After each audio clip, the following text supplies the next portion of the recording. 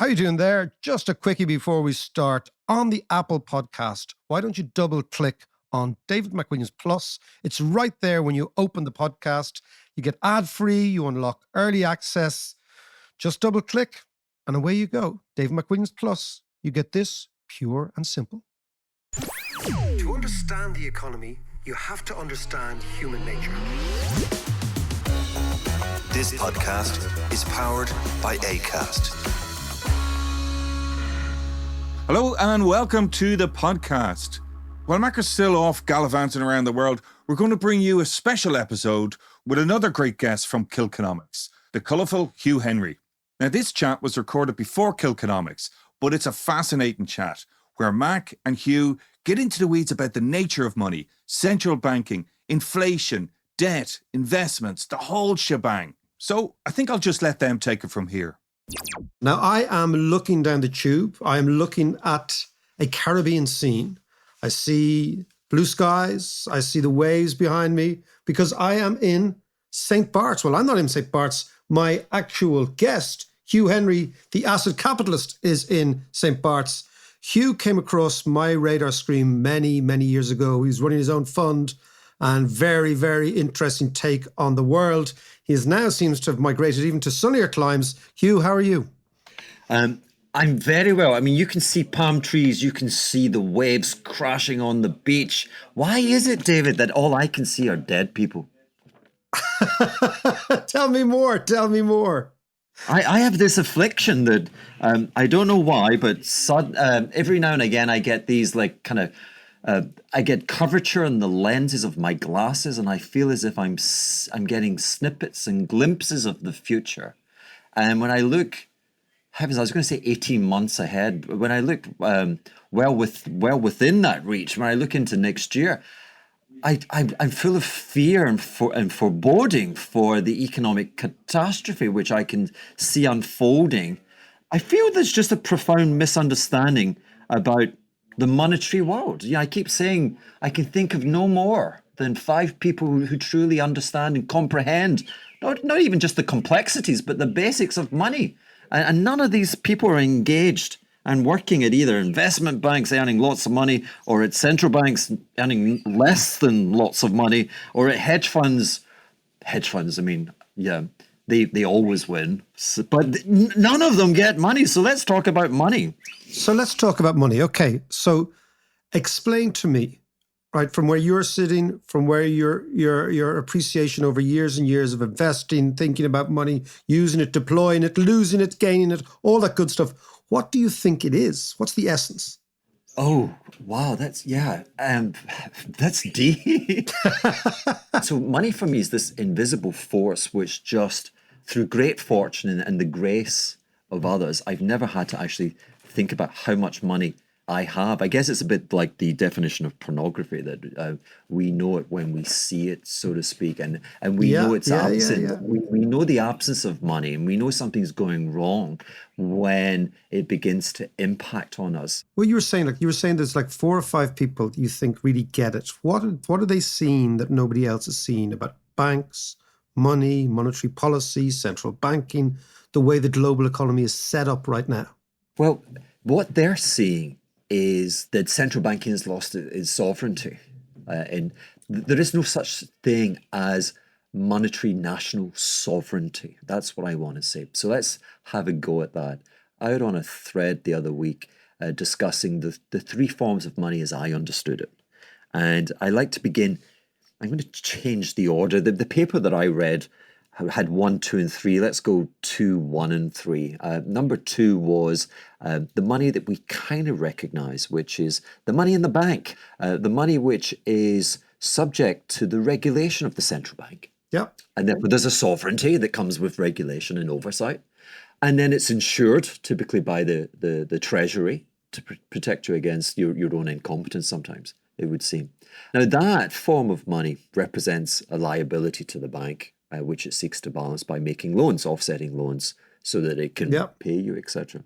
And there was this huge event from almost 15 years ago effectively the bankruptcy of the global banking system continues to reverberate, and the consequences are the unstable hold of political power in our social democracies. But it's all related back then. So back then, like you said, you came across me because I was going up against elitist politicians and Nobel economists and the like. And I was saying to them that through incompetence or otherwise, or misunderstanding, that they had unleashed forces which were almost greater than their ability to respond. And I think that's what we see when we see these shock departures of prime ministers, etc. So back to the question, money creation would be at the instigation of the commercial bank accepting those deposits and seeking to make offsetting loans, and those loans create the money. But owing to the near-death experience from back then, the mojo of the banks has been in the descendancy, not the ascendancy. Sure. And so we have not seen anything in the manner of plentiful monetary creation from that source of money. And that source of money, let's call that quasi-private and public.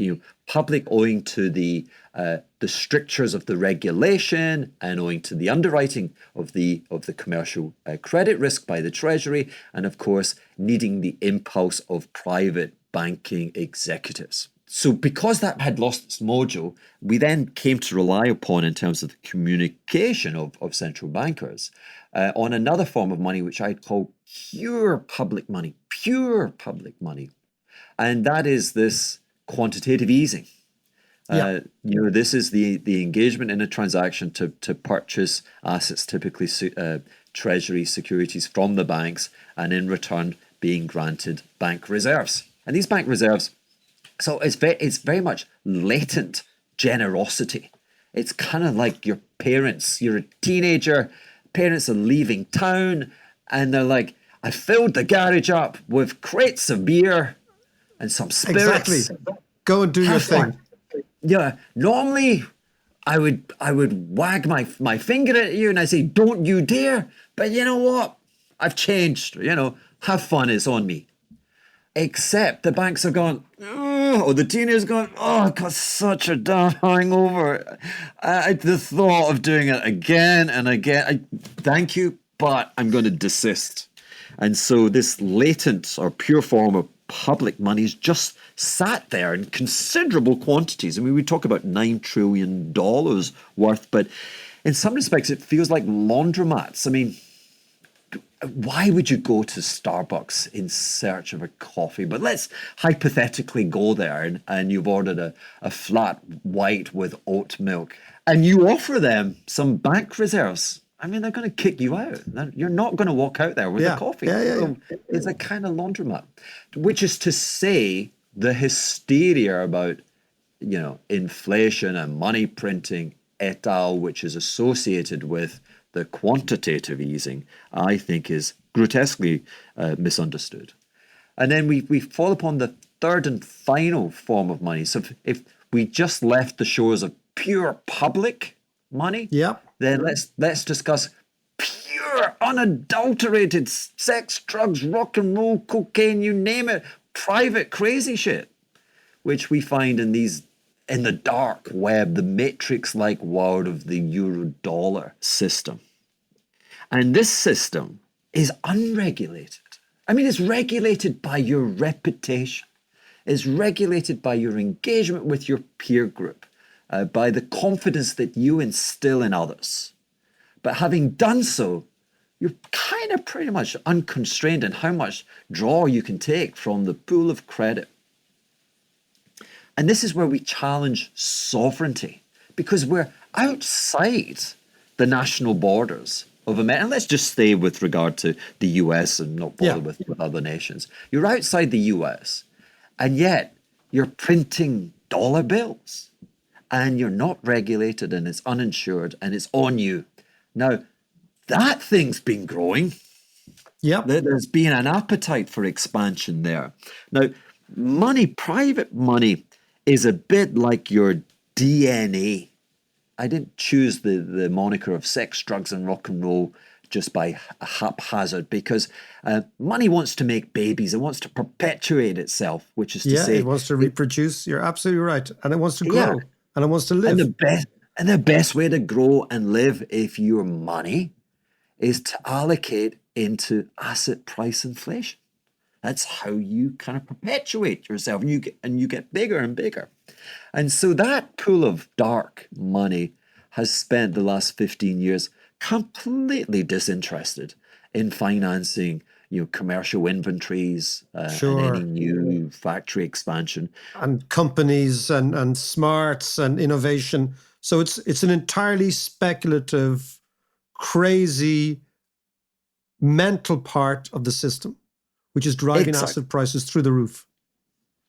And then we've lacked a crossover whereby, so there's inflation in asset prices, but it's not the kind of inflation that you feel if you're disenfranchised and you don't have assets. Yeah, like you don't get a 10% wage increase because the S&P is up 10%. Yeah, no, I'm with you. And so the fear and the dead bodies is that I'm not 100% sure that the majesty of the US Central Bank, the Federal Reserve, is really on top of that offshore lending. So the wild bit of the game. The wild bit of the game. And I'm not sure that I have a hair in my throat when I say, the inflation of this year, the elevation in consumer prices this year, and the willingness to have higher and higher interest rates. If your focus isn't completely on the asset price inflation and its sensitivity, so its sensitivity to interest rates, history always reveals after the event the creation of fictitious wealth, not necessarily fraudulent. And I don't mean fraudulent at all. I mean misplaced optimism. And there's always this focus, and I'll certainly refer to it, to the debt to GDP, and less reference to the assets to GDP. The fact that we have almost unprecedentedly high levels of debt to GDP is a function of having enormous assets wealth to to GDP. GDP. Yeah, absolutely. But we've gone through a period, if we look at the equity market, the rise in equity asset prices was not indiscriminate. When we were at the all-time highs, it was captured by a tiny percentage of businesses.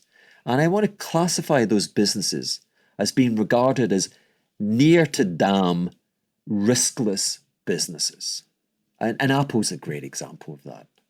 And I want to say that we lived in the environment where there was no interest in commercial lending, was a world where the creditor class of asset allocators weren't interested in buying stocks that had the vagaries of the economic cycle, that they wanted just the pure risks, or as close as can be. And so it becomes like the Mona Lisa, and it's cut adrift from valuation parameters. Quite literally, we went through a period where riskless securities could have an infinite price target. They were priceless with regard to how much.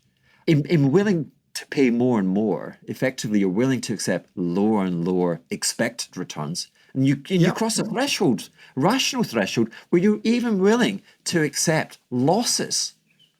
But they're controlled, and initially they're modest losses. And it just reveals the trauma of the banking and creditor class that had this profound difficulty 15 years ago.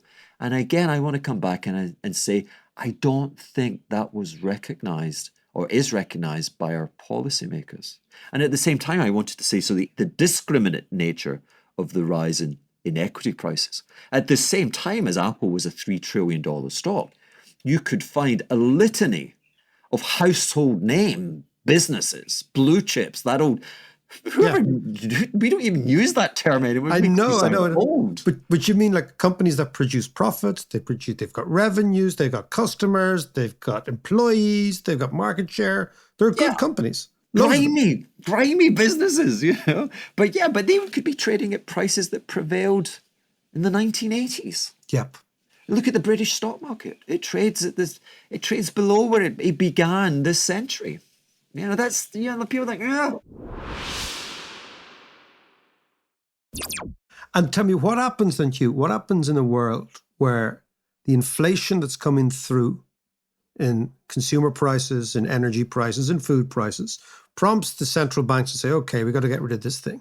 And we probably have to get rid of this thing very, very quickly, and we feel we have to get rid of it quickly. So we're going to look and we're going to try and raise the Fed funds to 5%, maybe 6%. What happens in this world where these enormous, enormous positions have been taken in the dark web of finance when the real world of finance decides we're going to reprice interest rates, not 20% higher, not 30% higher, but many multiples higher from where these people were used to? What's happened is this the darkness you see next year? This is the darkness. So it's the crazy people that get the turns. Yeah. Most of the time, you want to turn the volume down on the crazy people, but there are just sometimes when they're worth listening to. You know, like 15% of your time you should be tuning into the crazies, and 85%, God forbid, you know, the grey suit brigade. I know the guys. So we're talking about one of those times, and obviously you're hearing from the crazy loony sect from St. Bart's. So ever since the Federal Reserve started conducting quantitative easing exercises March 2009, that there isn't a quarter that goes by without a particular financial publication trotting out sepia-coloured pictures of men in bowler hats with wheelbarrows and with German accents if it was a video. Yeah.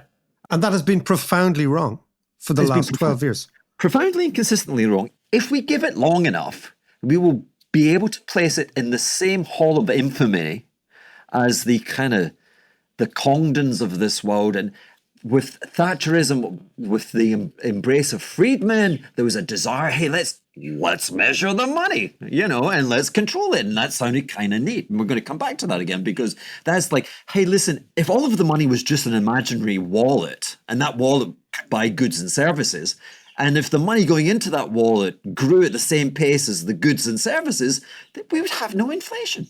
Life would be kind of cool. So let's conduct water measurement exercises of how much is going into the jug and how much is coming out. Turned out we couldn't do it. Why couldn't we do it?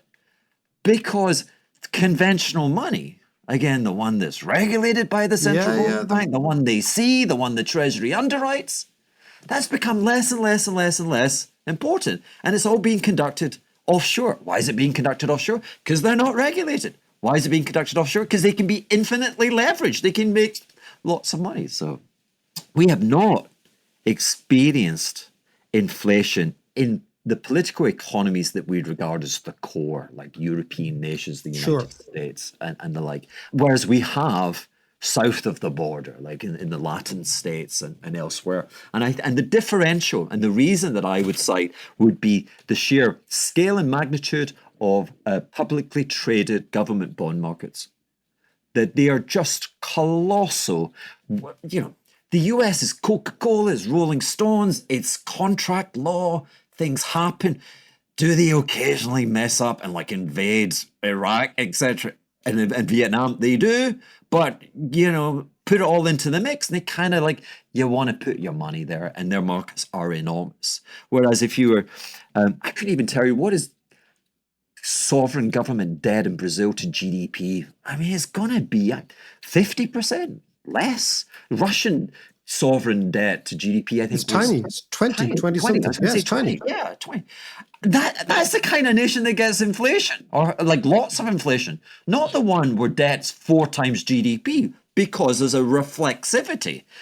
No one waits for the damn bald rats to raise interest rates, because we have the genius of literally thousands upon thousands of individual hedgers and speculators.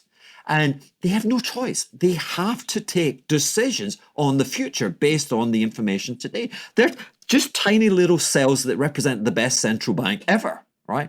And they kind of get it really right most of the time. And again, they're really saying the other guys, the bald rats, are getting it wrong. And that would elicit or legitimize some of my fear. So what I'm saying is, when your debt is that magnitude, you know, we've already repriced US sovereign from 50 basis points, and we got to about like 420 basis points. 18 months, boom. US mortgages, they're already 7, boom. Right?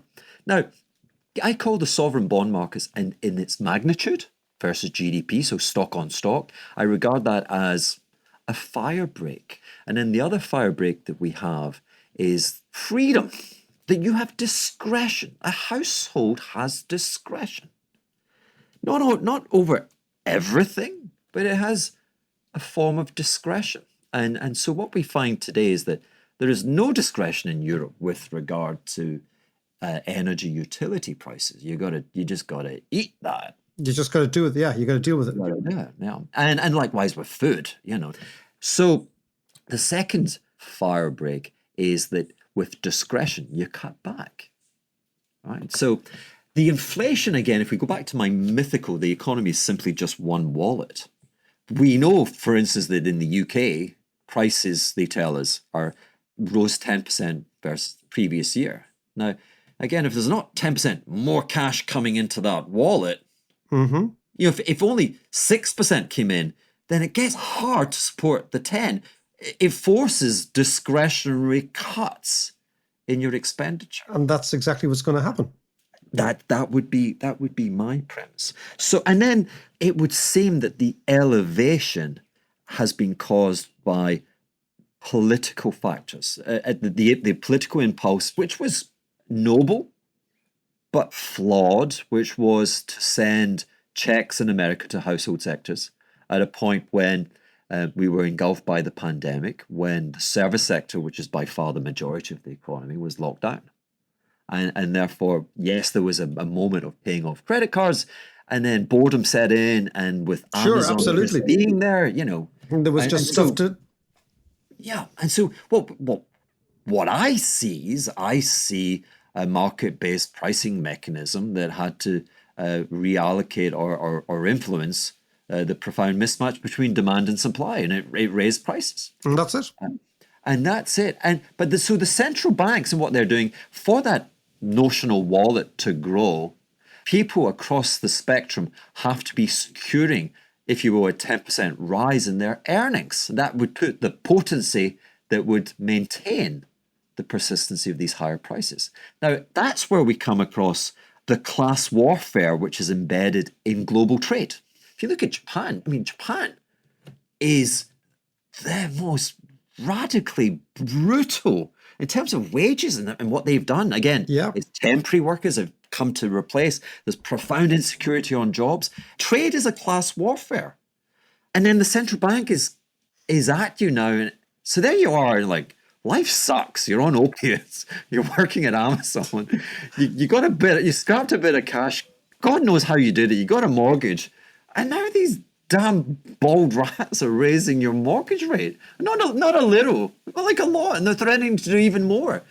That won't bring down the bloody price of energy if Vladimir and Ukraine keep at it, So what you're saying is the forces that are forcing down your average guy, you're talking about your average guy working in the States, okay? His mortgage is going through the roof. His real wages have fallen because his wallet isn't expanding.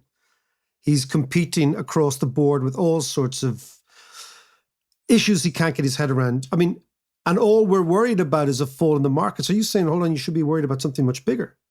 Yeah. Because I'm not against, I absolutely stand by the decision in March 2009. Citigroup was the JP Morgan back then, and it was bankrupt. Yeah, they had to do something. I was saying it was trading at 9. It wasn't trading at 9 because it had been a stock split. It was trading at like nothing. Yes. It was a binary system. It was going to reset to zero, right? And that would be mass adult unemployment in the 20s.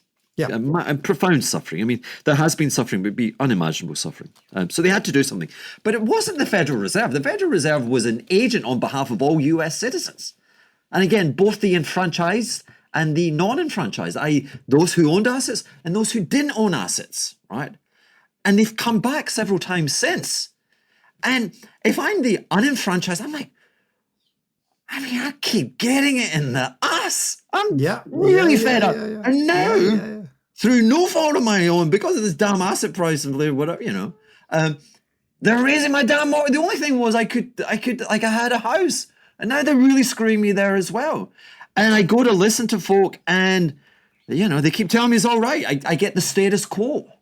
The status quo are the grey men who made money with the rise and rise of asset price inflation.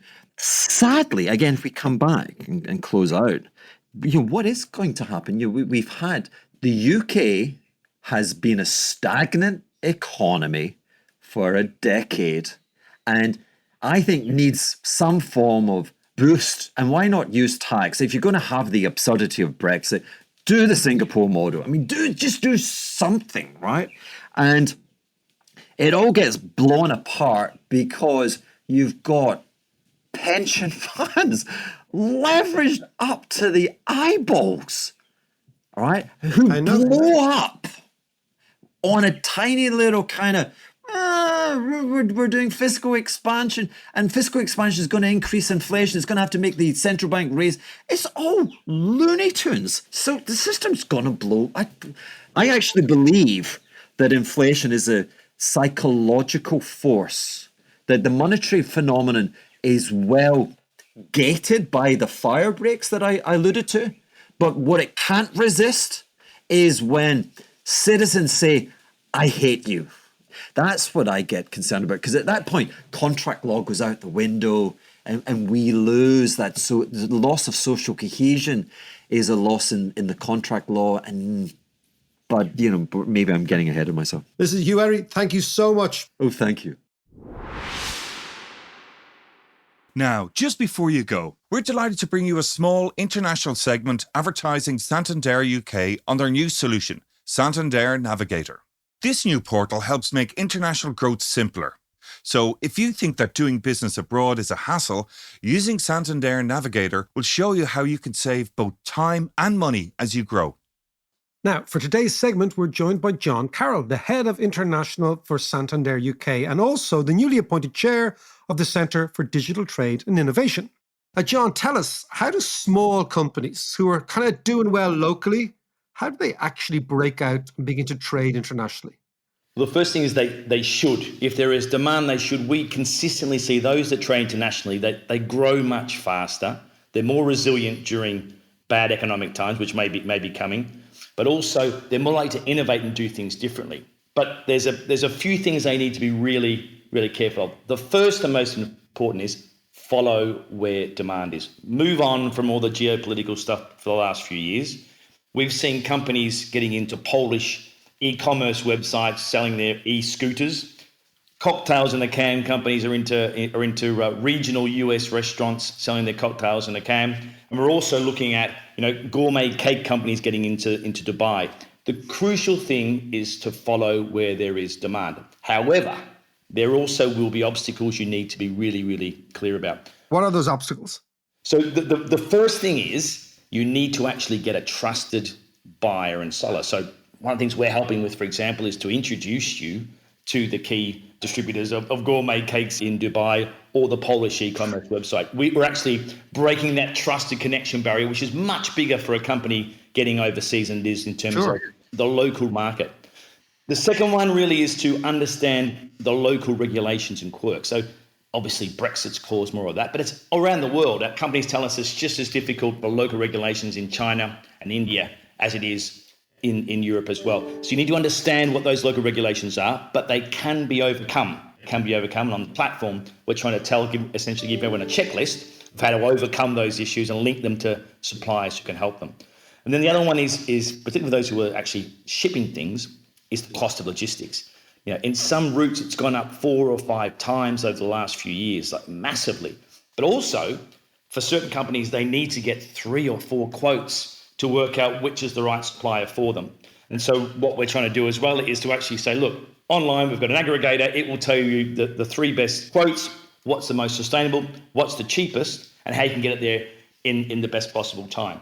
So those are the 3 biggies. Underpinned by all that is a skill set issue. So Leeds, Birmingham, right? But you don't know how to get into Poland and Japan. So the platform is really designed to try and help companies, it's almost like an additional resource in the company to help them know the local quirks and aspects of trading internationally in all the very specific different markets. Fascinating stuff. And I suppose the thing is, John, as we go into these dodgy times, they are going to, it looks really dodgy out there. Geopolitics, That's the key word, finance, everything looks, and it looks as if we're moving from one era to another. And that's always a very strange tipping point. And clearly, companies are going to have to try and break out of their markets. To what extent is this almost like a hand-holding exercise?